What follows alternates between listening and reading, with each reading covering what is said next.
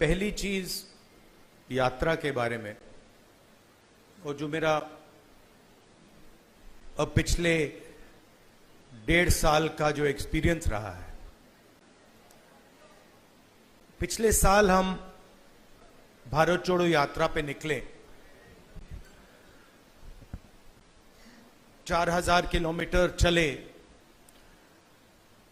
कन्याकुमारी से कश्मीर, और हम सबको, मुझे तो पहली बार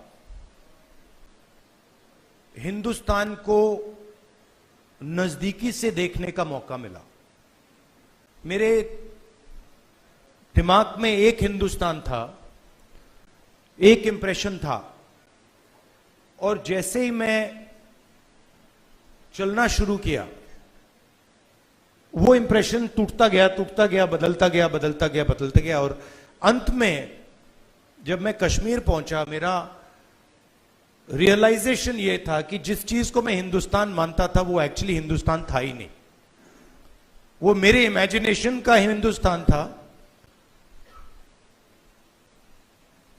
अनइन्फॉर्म्ड हिंदुस्तान था। और ये जो मैं हिंदुस्तान भारत जोड़ो यात्रा में जिसको देखा है, ये भी एक प्रकार से अनइन्फॉर्म्ड हिंदुस्तान है। ये पहले वाले हिंदुस्तान से बेहतर इन्फॉर्म्ड है, मगर ये भी हिंदुस्तान की समझ नहीं है, सुपरफिशियल है। मगर उस यात्रा में 2 चीजें बड़ी क्लियर थी। एक कि हिंदुस्तान नफरत का देश नहीं है, मोहब्बत का देश है। और इस देश में, इसके डीएनए में रिस्पेक्ट, मोहब्बत, ये बहुत गहरा है। तो चलते चलते मेरे दिमाग में यह सवाल आना शुरू हुआ कि अगर यह नफरत का देश नहीं है, यह पहला देश है जिसने इंडिपेंडेंस की लड़ाई मोहब्बत से लड़ी, और कोई देश है ही नहीं। मतलब कहते हैं कि civil rights movement, Gandhi ji की फिलॉसफी, उसने गांधी जी की फिलॉसफी का प्रयोग किया, मगर जो उनको डायरेक्शन किसने दिया? उनको डायरेक्शन गांधी जी ने दिया, हिंदुस्तान ने दिया। साउथ अफ्रीका में मैं गया था, मंडेला जी ने मुझे यही कहा कि हमें जो औजार दिए गए, हमारी फ्रीडम स्ट्रगल के जो औजार दिए गए, वो अफ्रीका के औजार नहीं थे, वो आपके औजार थे, हिंदुस्तान के औजार थे, और वो औजार हमें गांधी जी ने दिए।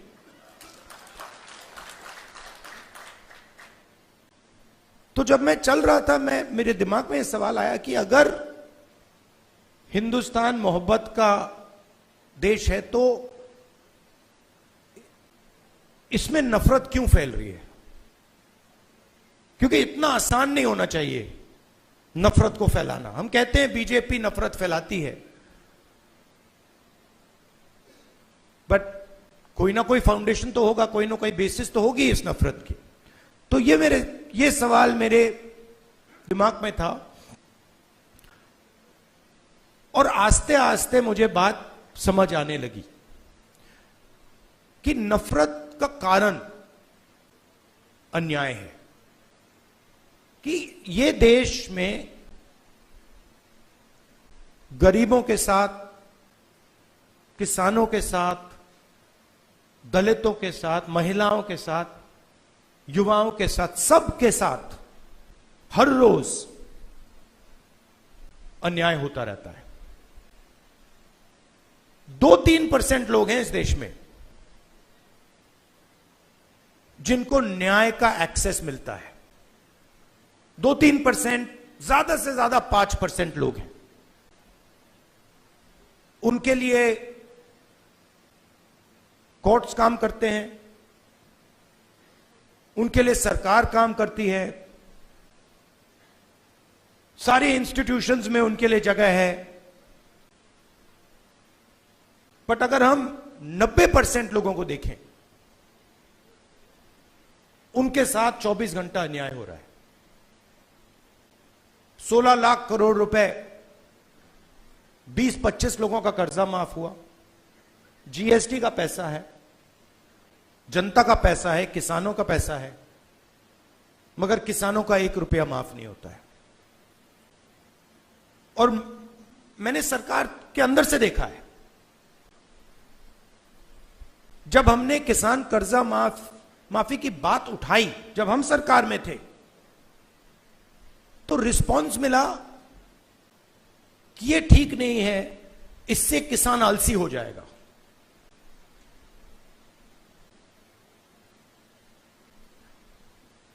मनरेगा से गरीब व्यक्ति की आदत बिगड़ जाती है। मतलब वो काम कर रहा है, उसको आप उस काम के लिए पैसा दे रहे हो और उसकी आदत बिगड़ रही है। और दूसरी तरफ 20-25 लोग हैं, उनका 16 लाख करोड़ रुपए माफ हो रहा है, उनकी आदत नहीं बिगड़ रही। वो उसको पता नहीं विकास कहते हैं, डेवलपमेंट कहते हैं, प्रोग्रेस कहते हैं, पता नहीं क्या कहते हैं। तो अगर आप हिंदुस्तान के धन को देखें और उसको ट्रैक करें तो आपको दिखेगा कि ये जो सोने की चिड़िया कही जाती है, इसका पूरा का पूरा धन किसानों से, युवाओं से, दलितों से, आदिवासियों से, पिछड़ों से छीनकर ये 20, 25, 50, 200 कितने लोग हैं, ज्यादा नहीं है, इनके ओर फनल होता है। तो इसलिए हमने दूसरी यात्रा में न्याय शब्द जोड़ दिया।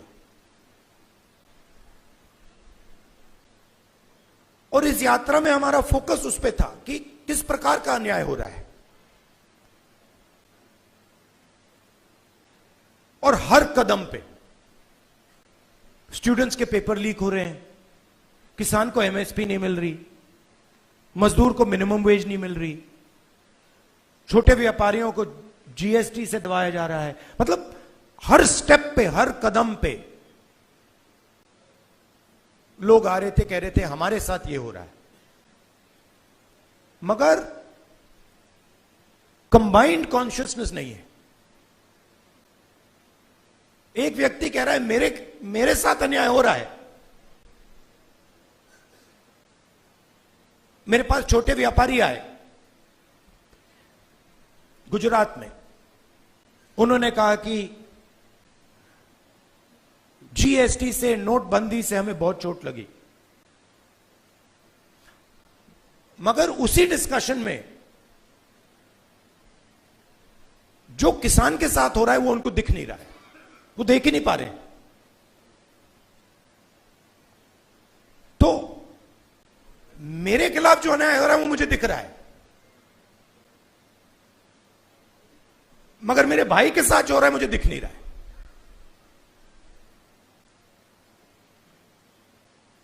तो ये बहुत जरूरी बात है, क्योंकि जब तक आप अपने भाई के साथ जो अन्याय हो रहा है वो नहीं देखोगे, तब तक कोई मूवमेंट खड़ा नहीं हो सकता। मैं जूडो करता हूं और उसमें एक बड़ी इंटरेस्टिंग चीज है। उसमें जमीन पे गिरना पड़ता है, फेंका जाता है व्यक्ति को। तो जब पहले व्यक्ति शुरू करता है तो वो अपने आप को प्रोटेक्ट करने की कोशिश करता है। जमीन पे गिरोगे तो फिर आप अपने आप की रक्षा करते हो। फिर थोड़ा एडवांस्ड होता है, फिर उसको बात समझ आती है, वो जमीन की रक्षा करना शुरू कर देता है। मतलब don't protect yourself, protect the mat. और बड़े मजे की बात दिखती है कि जब आप जमीन को प्रोटेक्ट करते हो तो ऑटोमेटिकली जमीन आपको प्रोटेक्ट करती है। तो मूवमेंट कैसे बनती है? मूवमेंट जब बनती है जब मैं अपने दर्द को छोड़कर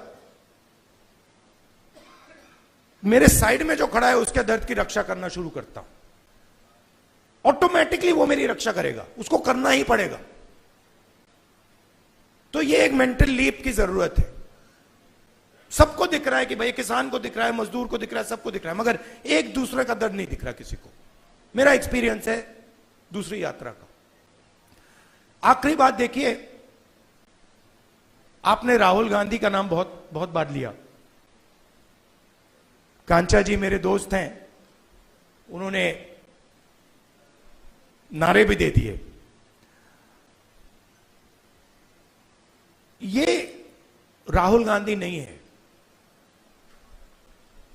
ये हिंदुस्तान में करोड़ों लोगों की फीलिंग है। उनमें से मैं एक हूं और आप मेरे ऊपर फोकस कर देते हैं। बट भारत जोड़ो यात्रा में मैंने अपनी आंखों से देखा, मैं अकेला नहीं चल रहा था, लाखों लोग चले थे मेरे साथ। और एक्चुअली भारत जोड़ो यात्रा की स्ट्रेंथ राहुल गांधी नहीं था। भारत जोड़ो यात्रा की स्ट्रेंथ वो बाकी लोग थे। तो उन पे भी फोकस होना चाहिए। लड़ना हमें एक साथ है। और ये हिंदुस्तान के दो एक्सप्रेशंस के बीच में लड़ाई है। ये राहुल गांधी, मोदी, बीजेपी, कांग्रेस के बीच में लड़ाई नहीं है। हिंदुस्तान के नेचर के अंदर दो आत्माएं हैं और ये उन दोनों आत्माओं के बीच में लड़ाई है। एक आत्मा कहती है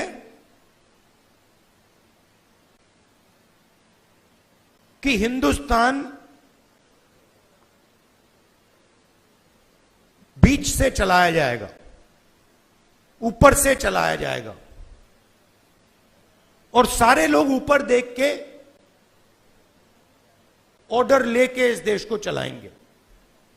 और ये एक सोचने का तरीका है हिंदुस्तान में। बहुत सारे लोग इसको मानते हैं, एक्सेप्ट करते हैं। और एक दूसरा तरीका है कि हिंदुस्तान को डिसेंट्रलाइज तरीके से हिंदुस्तान के सब लोगों को सुनकर चलाया जाएगा, जिसको हम, अगर आप धार्मिक तरीके से बोलना चाहते हैं, शिव की बारात बोल लीजिए। कि सब लोगों को जगह देके निर्णय लिया जाता है। जैसे योगेंद्र यादव जी अभी बैठे हैं, बड़ी इंटरेस्टिंग बात आपको बताऊं। 3-4 महीने पहले इन्होंने हमें कहा, देखिए हमें ये जो गारंटीज हैं, हमें क्लियरली बता देना चाहिए देश को कि इंडिया गठबंधन आएगा तो क्या करेगा। और आज मैंने इनसे पूछा कि आप बताइए, ये जो हमने गारंटीज देश के सामने रखी हैं, इससे आप खुश हैं? तो इन्होंने कहा मैं खुश हूं, मगर बहुत केओटिक डिस्कशन हुआ। केओटिक डिस्कशन हुआ क्योंकि ये एक्चुअली कांग्रेस पार्टी की, राहुल गांधी की, खारगे जी की इंडिया गठबंधन की गारंटीज नहीं है। ये एक्चुअली हिंदुस्तान की आवाज है। उसको हमने चुन चुन के सुन के निकाला है, उसको रिफाइन किया है। बीजेपी ये काम कर ही नहीं सकती क्योंकि उनका तरीका सेंट्रलाइज है, ऊपर से बोलते हैं। नरेंद्र मोदी जी रेडार की बात करेंगे, सब कुछ नरेंद्र मोदी जी से निकलता है। उनके विजन में और आरएसएस के विजन में ज्ञान एक व्यक्ति के पास है,